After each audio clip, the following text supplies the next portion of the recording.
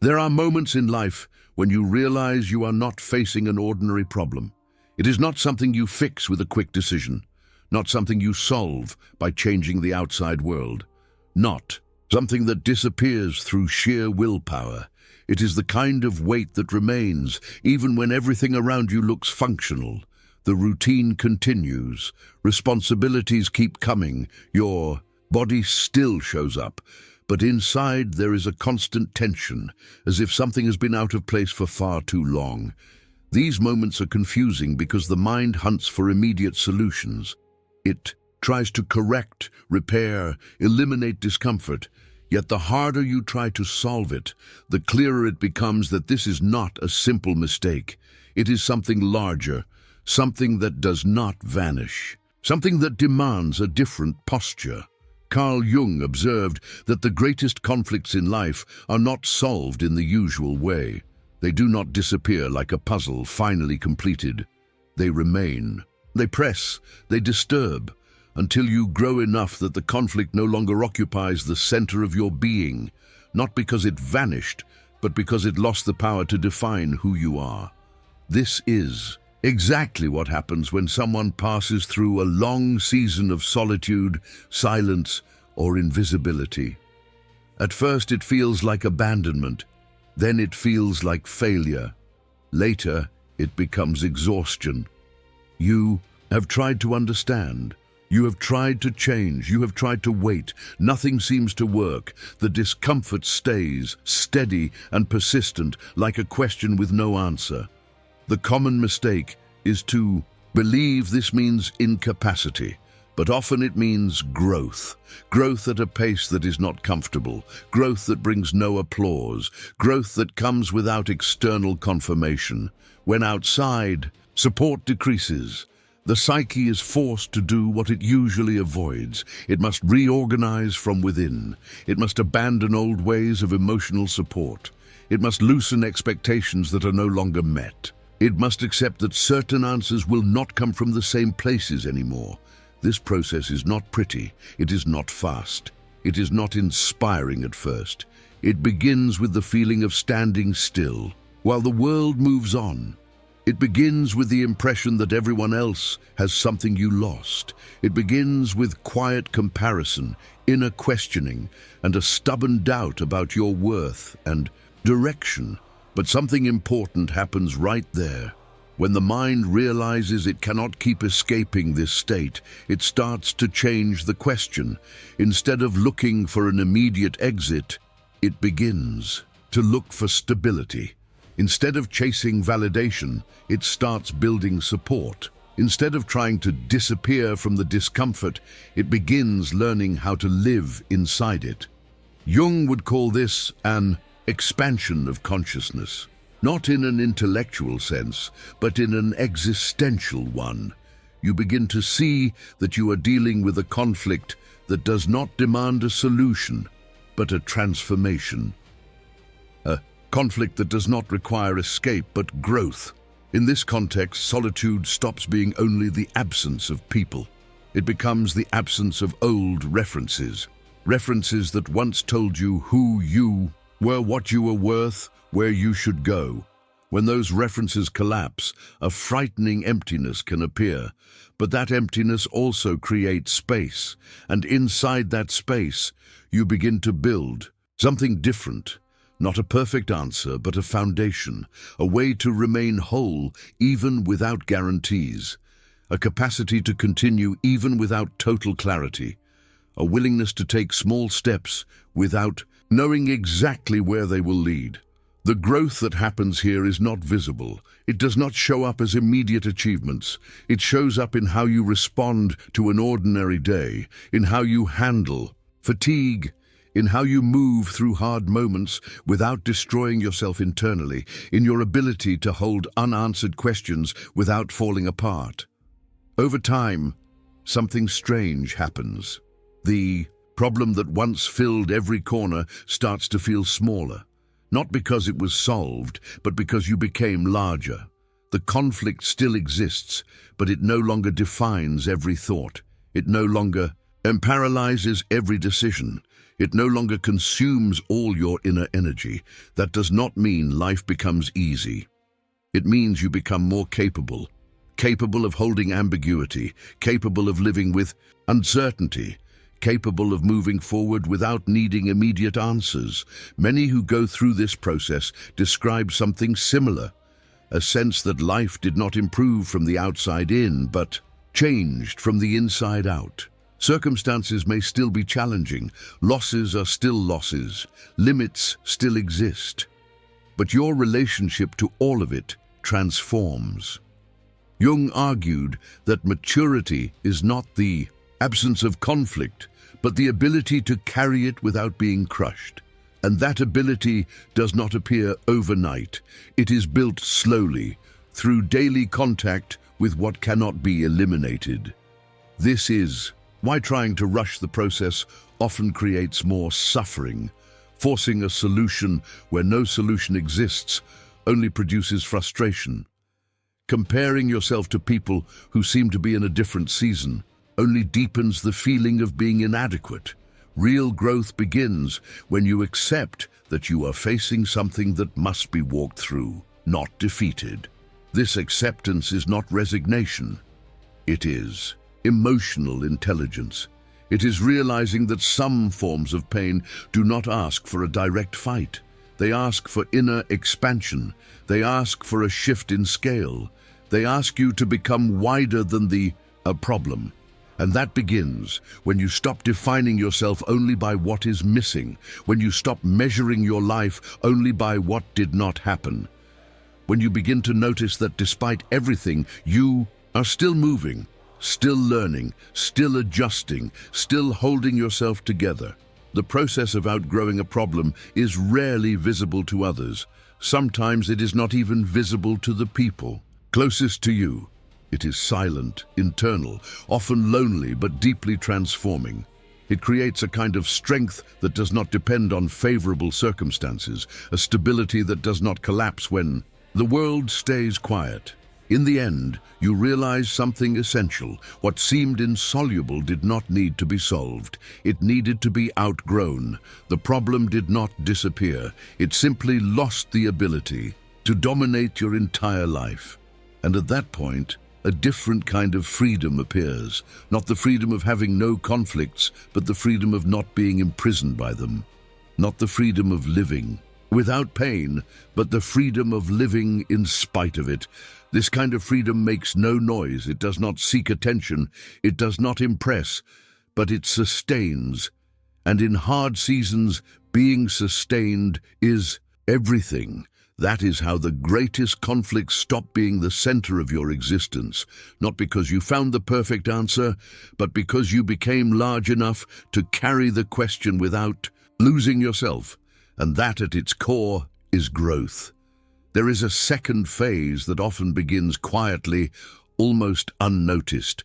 After the initial shock of realizing that a problem will not disappear, and after the slow work of learning how to live inside uncertainty, another tension emerges. It is the tension between old habits of seeking support and the new necessity of standing on your own inner ground. At this stage, many people feel a strange contradiction. On the surface, they seem stronger, they function, they show up, they endure. Yet internally, there is still a subtle hunger for reassurance.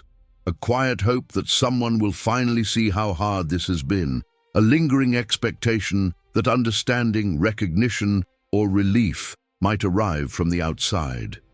This is where the inner conflict deepens, because part of you already knows that waiting for external rescue keeps you tied to the very pattern you are trying to outgrow. And yet another part still reaches outward, almost automatically, whenever fatigue appears. Carl Jung understood this tension as a confrontation between the ego and the emerging self. The ego learned early in life to regulate itself through response, through approval, through feedback, through connection. Those mechanisms once served a purpose. They kept you oriented in the world. They helped you belong. But as life changes, those same mechanisms can become limiting. When external reassurance no longer comes consistently, the ego experiences anxiety.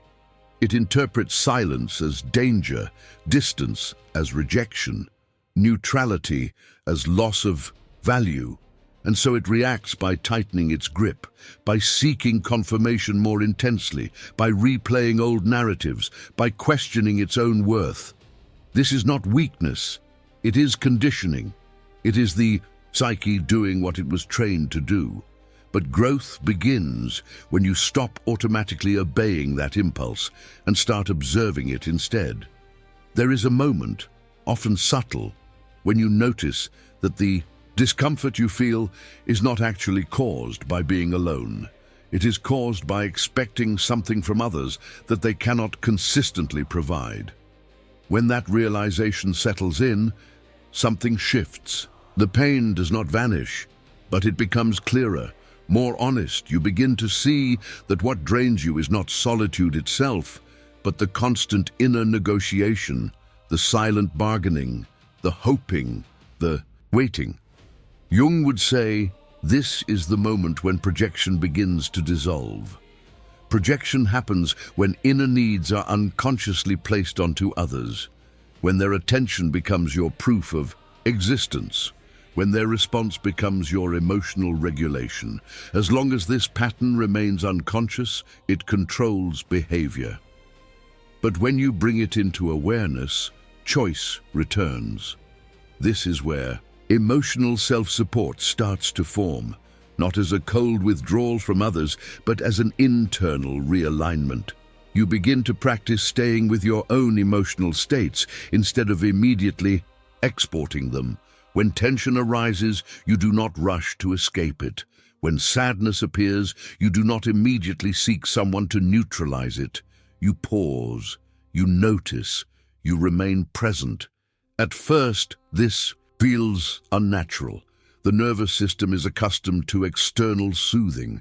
Removing that habit can feel like standing without a railing. There is vulnerability in learning how to comfort yourself without abandoning your need for connection. But over time, something stabilizes. You discover that emotions do not need to be eliminated to be survived. They can be held, they can move, they can pass through, without destroying your internal structure. This is not emotional numbness, it is emotional maturity. As this capacity grows, another transformation occurs.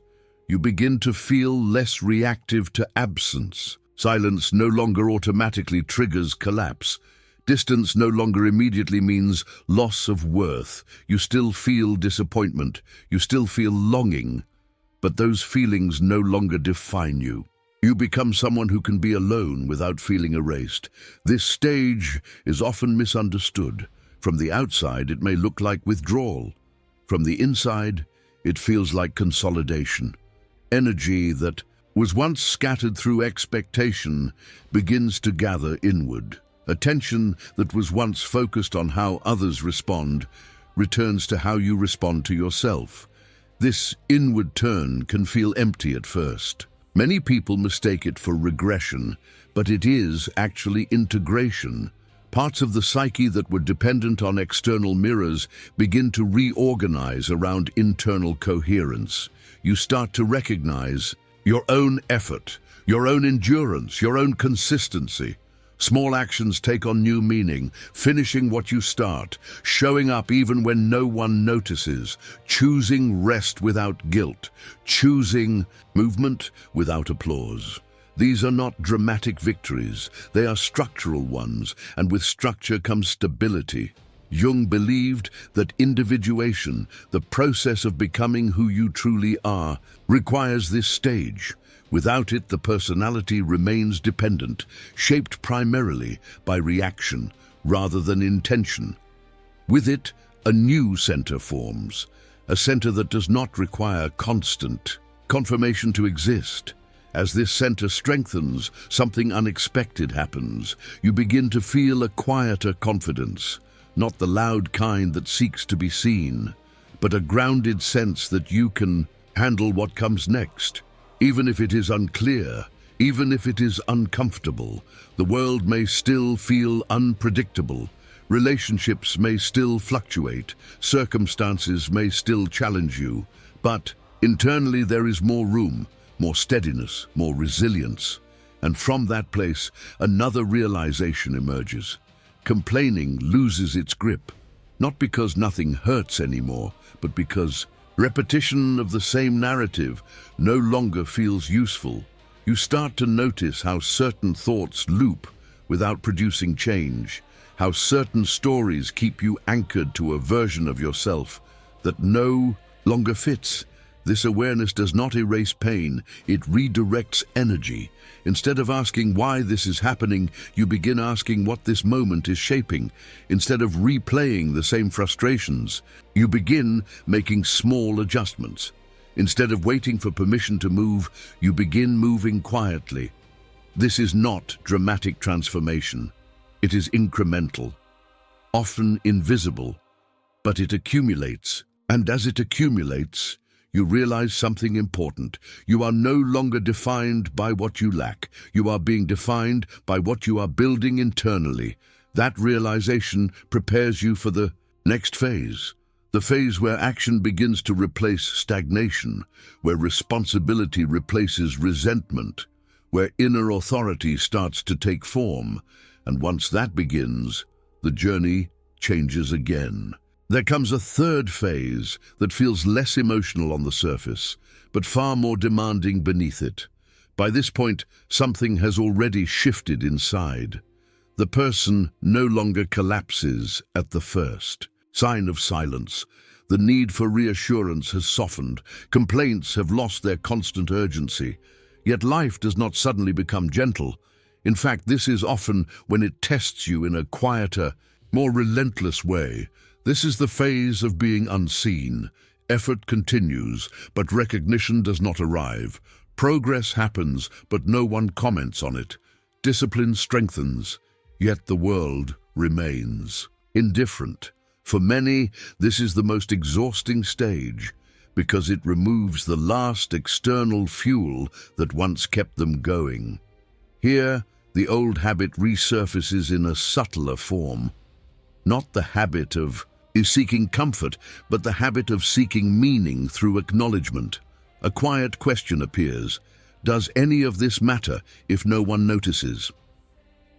Carl Jung understood this stage as a confrontation with the deepest layer of the ego, the part that still wants proof, still wants confirmation that effort is valid, still wants to know that the path is worth walking. When that proof does not come, discouragement tries to settle in.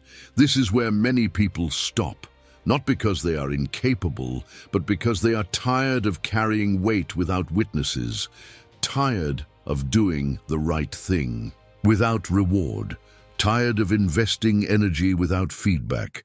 But something different is being asked here, something more mature. At this stage, meaning can no longer be borrowed from outside. It must be generated internally.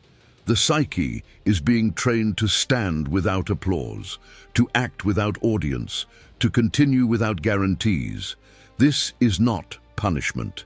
It is refinement. Jung believed that the self becomes stable only when it no longer depends on the gaze of others to exist, when value is no longer assigned externally but recognized internally. This does not create arrogance. It creates solidity. You begin to notice a subtle change in motivation. You no longer act to be seen. You act because acting aligns you with yourself. You no longer push to prove something. You move because stagnation feels false. This shift is quiet but profound. Small rituals start to matter, finishing tasks even when no one checks, maintaining routines even when no one praises, holding standards even when no one enforces them. These acts strengthen something invisible but essential: self-trust. Self-trust is not belief, it is evidence accumulated over time. Each time you keep a promise to yourself, you add weight to that evidence. Each time you follow through without external pressure, you reinforce it. And slowly, the inner voice changes. It becomes less critical, less desperate, less demanding. It begins to sound steadier, more grounded, more supportive. You start to recognize your own effort in ways you never did before, not through comparison, but through awareness. You notice how far you have come emotionally, how your reactions have softened, how your endurance has increased, how your inner landscape feels more organized. This recognition does not inflate the ego. It calms it. As this calm settles, something else fades, the fear of being overlooked. You realize that invisibility is only threatening when your sense of existence depends on being observed. When that dependency dissolves, silence loses its power. You still appreciate recognition when it comes, but you no longer require it to move. Your actions become quieter, but more consistent, less dramatic, but more aligned. This is the stage where integrity begins to form. Integrity not as morality, but as coherence. Your inner values and outer actions start to match. You do less that contradicts who you are becoming. You waste less energy maintaining appearances. Jung would say that the persona, the mask once used to survive socially, starts to loosen. It does not disappear, but it no longer controls behavior. The self becomes the organizing center. With this shift comes a new relationship to failure and setback. When something does not work, it hurts, but it does not collapse you. You no longer interpret every obstacle as proof of inadequacy. Instead, you read it as information. You begin to move differently, faster to adjust, quicker to learn, less attached to outcomes, more committed to process. This does not make life predictable, it makes you adaptable, and adaptation is power. At this stage, progress may still be slow, results may still take time. Circumstances may still challenge you, but internally there is a new rhythm, a sense that even when things do not go as planned, you are still standing on something solid. That solidity does not come from certainty. It comes from repetition, from showing up again and again, from choosing responsibility over resentment, from choosing movement over stagnation. As this pattern continues, another transformation prepares to emerge, one that changes how you relate not only to yourself, but to the world around you. The next phase is not about becoming stronger in isolation. It is about carrying that strength into connection without losing yourself, and that requires a different kind of courage. The final phase arrives quietly, without announcement. It does not feel like victory. It does not feel like arrival. It feels more like alignment, a moment when you realize that something fundamental has settled inside you. By now, the constant struggle to be understood has softened. The urgency to explain yourself has faded. You no longer feel the same pressure to justify your pace, your choices, or your silence, not because everyone suddenly understands, but because you no longer need them to. This is where the journey turns inward one last time, not out of isolation, but out of clarity. Carl Jung believed that true integration happens when a person stops asking the world who they are and starts listening to what their inner life is asking of them. At this stage, you are no longer trying to fix yourself. You are no longer trying to escape discomfort. You are no longer trying to prove resilience. You are simply being honest with your inner state. You recognize your limits without shame. You acknowledge your strength without exaggeration. You see your fears without being ruled by them. This balance does not make life easy, but it makes it real. Here, solitude no longer feels like punishment. It feels like space. Silence no longer feels like rejection. It feels like room to breathe. Being unseen no longer feels like erasure. It feels like freedom from performance. You begin to notice that your presence has changed. Not louder, not more impressive, but steadier. People may not always understand you, but they sense something grounded, something calm, something consistent. This is not because you are trying to guide anyone. It is because you are no longer leaking energy through doubt, resentment, or self-abandonment. Your attention is no longer scattered. It is centered, and from that center, connection becomes possible again. Not connection based on need, but on choice. Not connection driven by fear of being alone, but by genuine resonance. You learn to let people come closer without handing them your stability.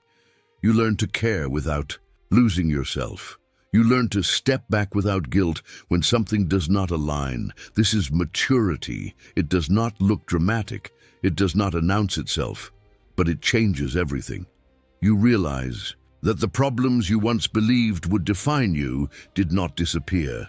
They simply stopped controlling you. You outgrew them, not by force, but by expansion. The conflicts that once felt unbearable now feel manageable, not because they are smaller, but because you are no longer fragmented in their presence. You are whole enough to carry complexity. Jung wrote that life's deepest task is not to eliminate suffering, but to give it meaning. And meaning is not something you find outside. It is something you build by staying present through difficulty, by choosing integrity over avoidance, by refusing to abandon yourself when things become uncomfortable. This is what it means to come home to yourself, not as a perfected version, not as someone who has everything figured out, but as someone who is no longer running from their own inner life. If you have reached a point in your life where you feel alone, unseen, or uncertain, understand this. It does not mean you are failing. It may mean you are growing beyond something that can no longer hold you. And growth is rarely comfortable, but it is always honest. If this message resonated with you, take a moment to support this video by liking it. It helps this kind of content reach others who may need it right now. If you are in a season of quiet growth, share a word in the comments. Let it be a simple signal that you are still here, still moving, still choosing yourself. And if you want to continue exploring these ideas about inner strength, self-development, and the deeper layers of the human psyche through a Jungian lens, subscribe to the channel. We will continue this journey together. See you in the next video.